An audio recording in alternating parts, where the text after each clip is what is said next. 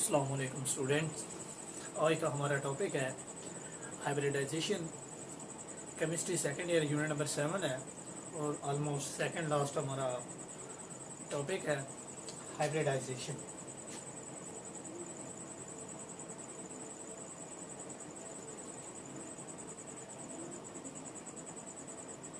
Basically hybridisation कहते किसको हैं? एक सिंपली अगर कोई एग्जांपल लें तो इसमें कोई डिफरेंट क्वालिटी वाली कोई चीज़ जिसकी शेप्स भी डिफरेंट है, एनर्जीज भी डिफरेंट है और उनकी क्वालिटीज़ भी डिफरेंट है, उन सब को मिला के किसी एक अच्छी क्वालिटी वाली को, और जो अच्छी क्वालिटी वाली होगी वो उन तमाम क्वालिटीज़ के इक्वल होगी जिससे वो मिल के बनी है। या मसलन हम एग्जांपल देखते हैं, अक्सर औकात के ये नीली रावी गाय वगैरह जो होती हैं उसमें देखा कुछ यूँ जाता है कि कुछ क्वालिटीज़ को अगर गाय जो है वो चारा कम खाए या मतलब कि वो दूध ज़्यादा दे तो ऐसी गाय का जो जीन इंसर्शन वगैरह करके तो उसमें एक बेस्ट क्वालिटी की जो है उसके अंदर ट्रांसफ़र करके तो उसको एक अच्छी क्वालिटी की जो है वो प्रिपेयर किया जाता है जिसके अंदर मीट प्रोडक्शन ज़्यादा हो, जिसके अंदर मिल्क प्रोडक्शन ज़्यादा हो। तो इसी तरह जब हम केमिस्ट्री में बात करते हैं तो उसमें डिफरेंट एटॉमिक ऑर्बिटल्स होते हैं जिनकी शेप डिफरेंट होती है, जिनकी एनर्जी डिफरेंट होती है, तो वो आपस में इंटरमिक्स होकर उनकी डिफरेंट शेप्स जो हैं इंटरमिक्स होकर ओवरलैप होकर एक नया इक्विवेलेंट हाइब्रिडाइज्ड ऑर्बिटल देती हैं जिसकी एनर्जी उनके मिलने वाले एटॉमिक ऑर्बिटल के एनर्जी के बराबर होती है। जिसकी डिफरेंट टाइप्स है। हाइब्रिडाइजेशन की अगर डेफिनेशन के हवाले से बात की जाए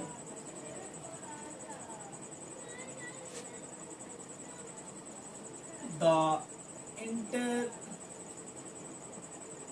intermixing of different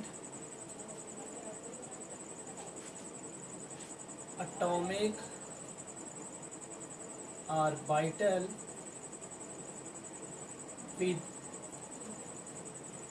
respect to their shapes and energy form new equivalent hybridized orbital. तो इसका मतलब है कि जो डिफरेंट एटॉमिक ऑर्बिटल मिलेंगे उनकी जो शेप होगी, उनकी जो एनर्जी होगी, जो नया जनरेट होगा उसके इक्वल होगी। अब इसमें डिफरेंट टाइप्स हैं। सबसे पहले जो हम पढ़ते हैं इसके अंदर sp3 हाइब्रिडाइजेशन है। sp3 हाइब्रिडाइजेशन में क्या होता है कि एक s ऑर्बिटल और 3p जो ऑर्बिटल हैं उनके ऑर्बिटल सब शेल के वो आपस में इंटरमिक्स होते हैं और एक नया 4sp3 equivalent hybridised orbital generate करता है। अब इसमें कौन कौन सी एग्जांपल हो सकती हैं? ऐसे कंपाउंड्स या मॉलिक्यूल जिसके अंदर सिग्मा बॉन्ड सिर्फ हो, जिसके अंदर कोई पाई बॉन्ड ना हो, तो उसमें क्या होती है sp3 हाइब्रिडाइजेशन होती है, जिसमें एक कॉमन सा फार्मूला है जिसमें सिग्मा प्लस लोन पेयर के ज़रिए हम इसकी हाइब्रिडाइजेशन नंबर चेक कर सकते हैं। मतलब कि हमारे पास फर्ज करें CH4 का मॉलिक्यूल है तो इसके पास नंबर ऑफ सिग्मा बॉन्ड जो है वो 4 हैं और कोई लोन पेयर नहीं है, तो इसका मतलब है 4 नंबर है जिसमें 1s है और 3 p है। तो इस हिसाब से हम इसको sp3 हाइब्रिडाइजेशन बोलेंगे। तो अब हमारे पास जो सेकेंड ईयर केमिस्ट्री में जो एग्जांपल है वो है CH3CH3। तो इसको अंडरस्टैंड करने के लिए हमारे पास सबसे पहले हमें आइडिया जो है वो कार्बन की इलेक्ट्रॉनिक कॉन्फ़िगरेशन, उसके एटॉमिक नंबर का पता होना चाहिए। कार्बन का एटॉमिक नंबर है 6, 1s2 2s2 2p2।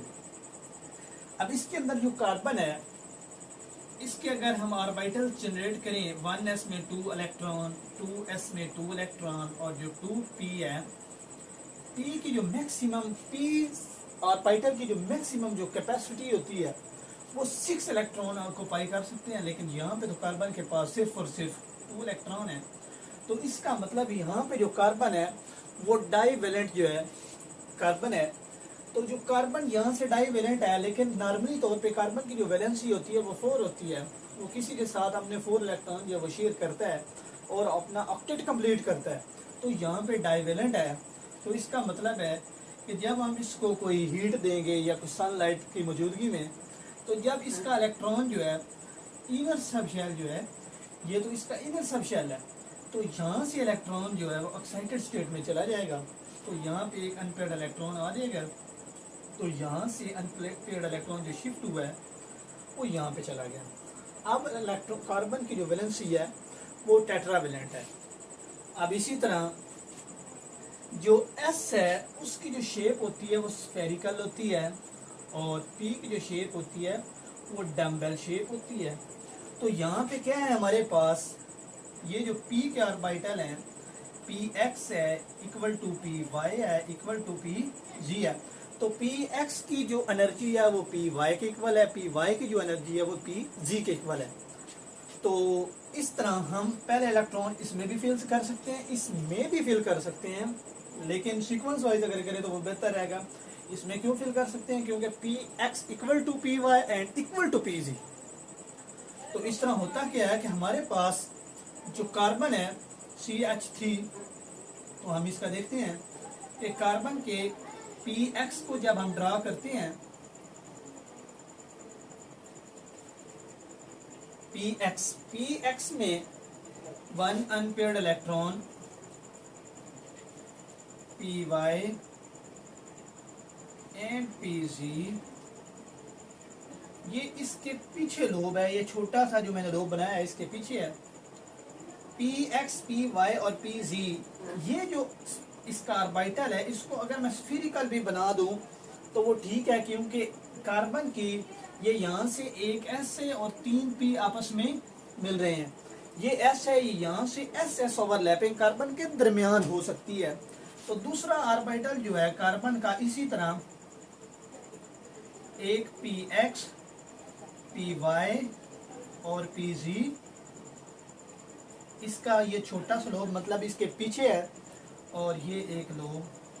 अब होता क्या है कि यहाँ पे भी अनपेयर्ड इलेक्ट्रॉन PX के मतलब दूसरे कार्बन के, एक तो ये कार्बन के और एक ये दूसरा कार्बन PY और PZ हमारे पास है। तो यहाँ से जो ओवरलैपिंग होनी है, तो इसका मतलब है यहाँ पे जो ओवरलैपिंग हो रही है, यहाँ पे ये जो S है एक कार्बन का और दूसरे कार्बन का S ओवरलैप करके, तो यहाँ पे एक S और 3 P मिले तो sp3 ओवरलैपिंग, और यहाँ से sp3 ओवरलैपिंग। और हुआ क्या कि जो मोनोवेलेंट आइटम उसके साथ अटैच हैं कार्बन के साथ, तो वो कौन कितने हैं, 3 इस कार्बन के साथ है मोनोवेलेंट। मोनोवेलेंट का मतलब है जिसके वैलेंस शेल में एक इलेक्ट्रॉन है और कार्बन की वैलेंसी को पूरा करने के लिए कितने उसके साथ अटैच है। तो ये हाइड्रोजन जो है एक यहाँ पे आ जाएगा, एक हाइड्रोजन यहाँ पे आ गया और एक हाइड्रोजन यहाँ पे आ गया। ये तो है 3 पी ऑर्बिटल और एक S कार्बन के sp3 ओवरलैपिंग इसके सिग्मा बॉन्ड के अंदर हो रही है, जो उसके फेस टू फेस ओवरलैपिंग हो रही है। और जो ओवरलैपिंग हो रही है उसके p ऑर्बिटल के दरमियान, वो p sp3 और S, ये sp3 तो है कार्बन का, और S ऑर्बिटल जो है वो किसका है, S सब शेल के साथ किसकी ओवरलैपिंग हुई है, वो हुई है हाइड्रोजन की। ये भी हाइड्रोजन, ये भी हाइड्रोजन और ये भी हाइड्रोजन, ये हाइड्रोजन हाइड्रोजन हाइड्रोजन। तो इस तरह जो sp3S जो है ओवरलैपिंग वो हाइड्रोजन और कार्बन के दरमियान हुई है, और sp3 और sp3 ओवरलैपिंग जो है वो कार्बन और कार्बन के दरमियान हुई है। तो इस तरह जो है ओवरलैपिंग करके हमारा जो हाइब्रिडाइज्ड ऑर्बिटल नया जनरेट हुआ है ओवरलैपिंग की मदद से, ये वाला, तो ये किस चीज़ को रिप्रेजेंट कर रहा है, sp3 को। तो इसमें एक S और 3 P मिले हैं, और जो 3 हाइड्रोजन के S और कार्बन का जो है वो sp3 ओवरलैपिंग 2 कार्बन के दरमियान हुई है। तो अगर स्टूडेंट इसमें अगर आपको कोई किसी किस्म की कन्फ्यूजन हो तो वो मेरे से डिस्कस करें। तो इसके बाद इंशाल्लाह ताला हम sp2 हाइब्रिडाइजेशन को डिस्कस करेंगे और इसके बाद sp हाइब्रिडाइजेशन को डिस्कस करेंगे।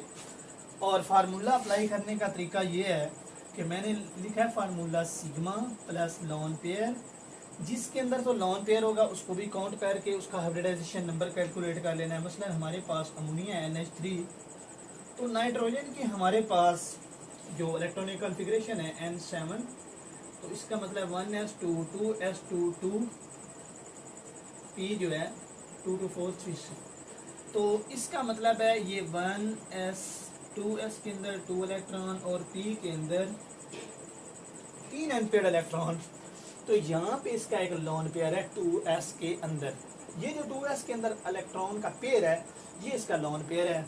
तो 3p, तो इसका मतलब है इसके साथ 3 मोनोवैलेंट एटम अटैच हैं। तो 3 ही सिग्मा बॉन्ड है, 1 2 3, तो 3 sigma bond plus 1 lone pair, 4 hybridisation number 4, इसका मतलब sp3 हाइब्रिडाइजेशन।